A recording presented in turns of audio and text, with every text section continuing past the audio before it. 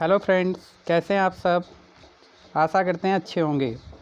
तो आज हम आपके लिए फिर से लेकर आ गए हैं पार्ट 2 अपनी उस सीरीज़ का, जिसके अंतर्गत हम लोग सीखने वाले हैं 300 मोस्ट इम्पॉर्टेंट क्वेश्चंस आप soil mechanics and foundation engineering.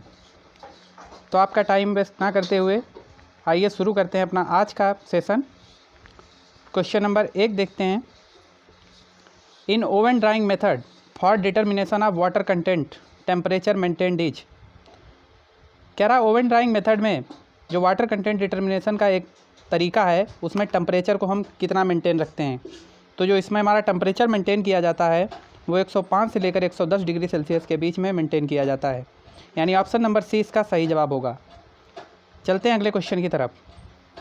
When the plastic limit of a soil is greater than the liquid limit then the plastic index is reported as.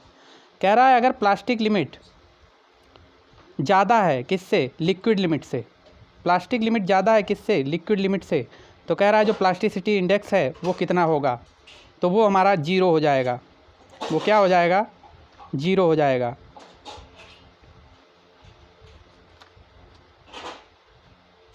Plastic index हमारा क्या हो जाएगा, 0 हो जाएगा।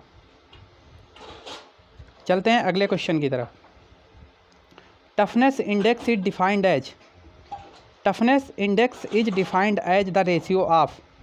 तो जो हमारा टफनेस इंडेक्स होता है वो रेशियो होता है plasticity index to flow index, यानी ऑप्शन नंबर 20 का सही जवाब हो जाएगा। ऑप्शन नंबर 20 का सही जवाब हो जाएगा। ऑप्शन नंबर 20 का सही जवाब हो जाएगा, plasticity index to flow index. यानी टफनेस इंडेक्स हमारा IT किसके बराबर हो जाएगा, plasticity index to the flow index. चलते हैं अगले क्वेश्चन की तरफ। If the plasticity index of soil mass is 0 the soil is. अगर कह रहा है प्लास्टिसिटी इंडेक्स 0 हो जाए तो वो हमारी सॉइल किस तरीके की सॉइल होगी, तो वो सॉइल हमारी सैंडी सॉइल होगी, यानी वो हमारी सॉइल कैसी होगी, सैंड होगी। प्लास्टिसिटी इंडेक्स सैंड के लिए क्या होता है, 0 होता है। तो इसका सही जवाब क्या हो जाएगा, ऑप्शन नंबर ए। चलते हैं अगले क्वेश्चन की तरफ। The admixture of courser particles like sand और सिल्ट टू क्ले कॉज। कह रहा है admixture of courser particles. Courser particles का जो एडमिक्सचर होता है जैसे कि सैंड और सिल्ट, तो वो क्ले के लिए क्या कॉज करेगा, यानी क्ले के साथ में अगर सैंड और सिल्ट को मिक्स किया जाए, एडमिक्सचर बना दिया जाए कोर्सर पार्टिकल्स का, तो वो क्या करेगा। तो इसका जो ऑप्शन हो जाएगा वो क्या करेगा, डिक्रीज कर देगा लिक्विड एंड प्लास्टिसिटी इंडेक्स को, यानी लिक्विड लिमिट और प्लास्टिसिटी इंडेक्स को क्या कर देगा, डिक्रीज कर देगा। तो इसका ऑप्शन नंबर सी करेक्ट हो जाएगा। चलते हैं अगले क्वेश्चन की तरफ। कह रहा है सेलेक्ट द करेक्ट स्टेटमेंट। निम्नलिखित में से करेक्ट स्टेटमेंट को चूज करिए। तो पहला है यूनिफॉर्मली या uniform soil has more strength and stability that a non uniform soil. तो ये क्या है, ये गलत है, ये हमारा रॉन्ग स्टेटमेंट है। दूसरा है uniform soil has less strength and stability than a non uniform soil. तो ये हमारा कैसा है, करेक्ट है। तीसरा क्या करते हैं, uniform coefficient does not affect strength and stability. तो ये भी हमारा क्या है, गलत है। Uniformity coefficient of a poorly graded soil is more than that of well graded soil. ये भी क्या है, गलत है। यानी इसका सही जवाब क्या हो जाएगा, option number B, a uniform soil has less strength and stability than a non uniform soil. चलते हैं नेक्स्ट क्वेश्चन की तरफ। The water content of soil which represent the boundary between plastic state and liquid state is known as. वो water content जो कि एक boundary को represent करता है प्लास्टिक स्टेट और लिक्विड स्टेट के बीच में, क्या कहलाता है। तो वो हमारा क्या कहलाता है, वो हमारा लिक्विड लिमिट कहलाता है। ऑप्शन नंबर ए इसका सही जवाब हो जाएगा, liquid limit. Next, which of the following soils has more plasticity index. निम्नलिखित में से कौन से तत्व के लिए या कौन से एलिमेंट के लिए जो हमारा प्लास्टिसिटी इंडेक्स है वो सबसे ज़्यादा होगा। तो वो हमारा सबसे ज़्यादा किसके लिए होगा, क्ले के लिए होगा। ऑप्शन नंबर सी इसका सही जवाब हो जाएगा, यानी प्लास्टिसिटी इंडेक्स क्ले के लिए सबसे ज़्यादा होता है। अब बात करते हैं अगले क्वेश्चन की। At liquid limit all soils possesses. Liquid limit पे सभी सॉइल क्या शो करती हैं, क्या शो करती हैं, तो वो सभी soil same shear strength of large magnitude या same shear strength of small magnitude या different shear strength of small magnitude या different shear strength of large magnitude. तो क्या शो करती हैं, same shear strength of small magnitude. Option number A इसका सही जवाब हो जाएगा। तो ये जो क्वेश्चंस हैं आप इसमें देख रहे हैं, ये हमारे मोस्ट इंपॉर्टेंट क्वेश्चंस हैं किसी भी AE JEE एग्ज़ाम के लिए। तो जो आने वाले JEE के एग्ज़ाम हैं उनमें ये बहुत ही इंपॉर्टेंट साबित होने वाले हैं, तो आप इनको अच्छे से तैयार करके जाइए। अगला क्वेश्चन है, if the material of the base of the Casagrande liquid limit device on which the cup containing soil paste drop is. कह रहा है if the material of the base of the Casagrande liquid limit device, किसी Casagrande liquid limit device का जो base है वहाँ पे क्या है, सॉइल पेस्ट को कंटेन किया गया है किसी कप में, जो कि क्या है softer then the standard hard rubber, जो कि हार्ड रबर, जो स्टैंडर्ड हार्ड रबर है उससे क्या है सॉफ्टर है। तो इसका मतलब क्या होगा, then the liquid limit of soil increases, the liquid limit of soil always decreases, the liquid limit of soil में increases, the liquid limit of soil में डिक्रीजेज। तो इसका जो सही जवाब होगा वो क्या होगा, option number A, the liquid limit of soil always increases. अगर हमारा कोई भी सॉइल पेस्ट जो है सॉफ्टर है स्टैंडर्ड रबर से, तो लिक्विड लिमिट ऑफ सॉइल क्या करेगी, ऑलवेज इंक्रीज करेगी। अगले क्वेश्चन की तरफ देखते हैं। According to IS classification the range of silt size particle is. IS classification के अनुसार जो सिल्ट साइज पार्टिकल्स हैं उनकी रेंज क्या होती है, तो उसकी जो रेंज होती है वो 0.075 mm से लेकर 0.002 mm के बीच में होती है, यानी ऑप्शन नंबर डी इसका सही जवाब हो जाएगा। नेक्स्ट क्वेश्चन देखते हैं। Highway research board HRB classification of soil is based on.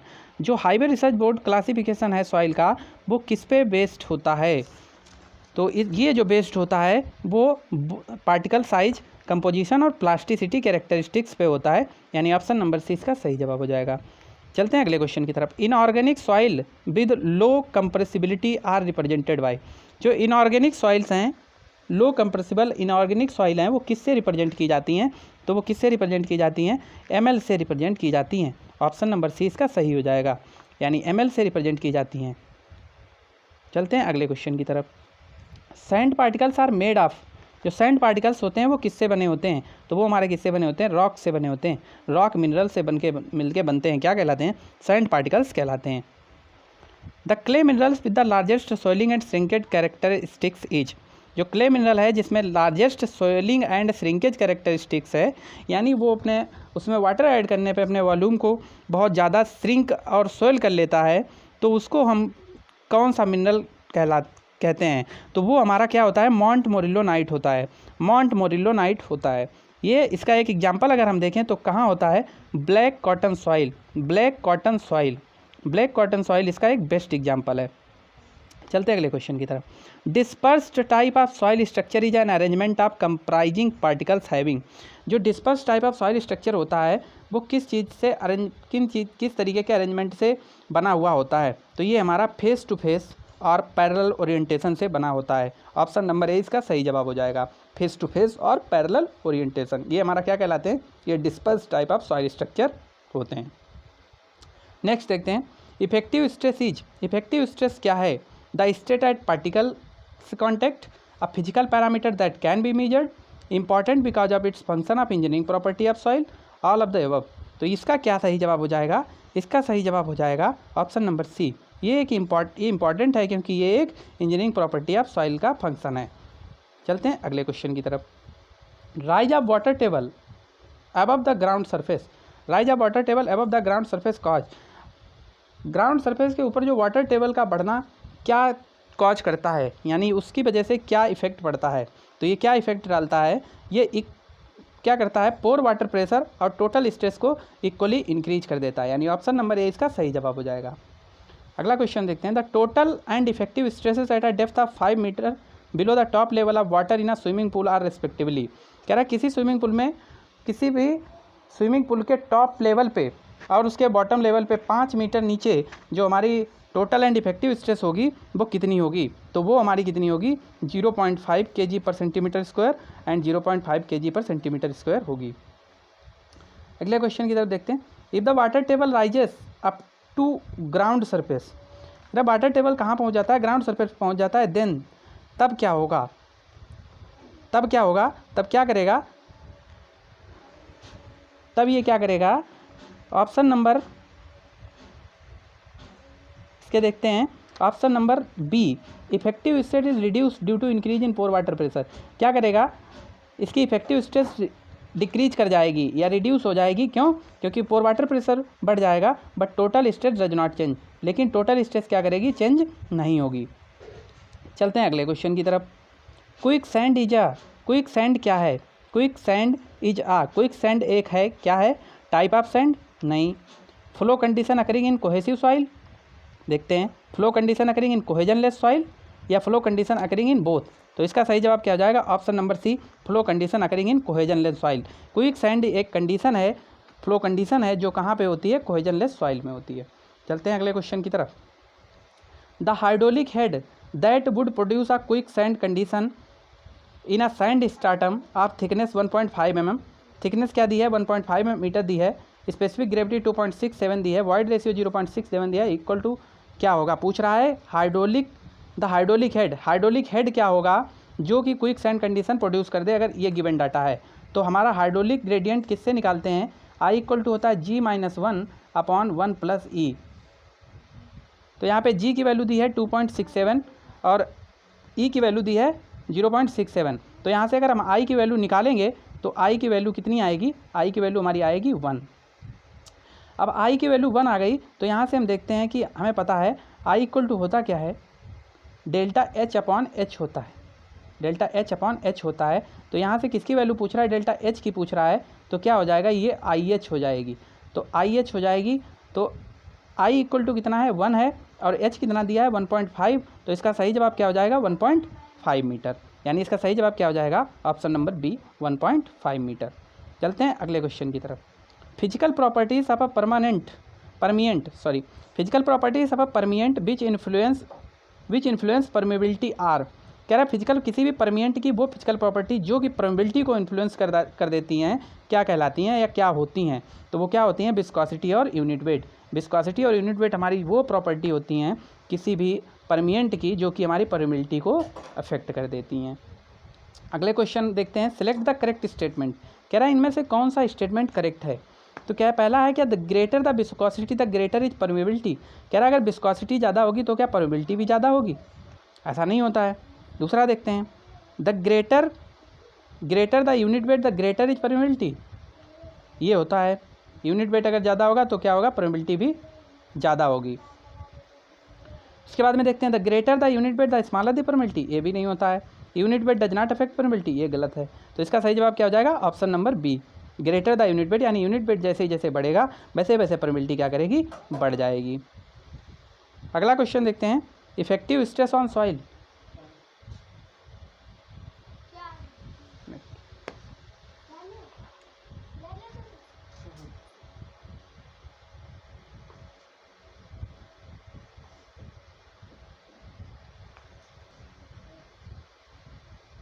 कहाँ थे हम?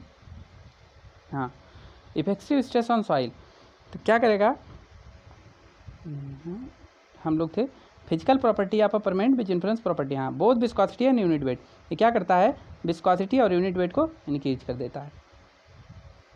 अब क्या करते हैं? अगला क्वेश्चन देखते हैं।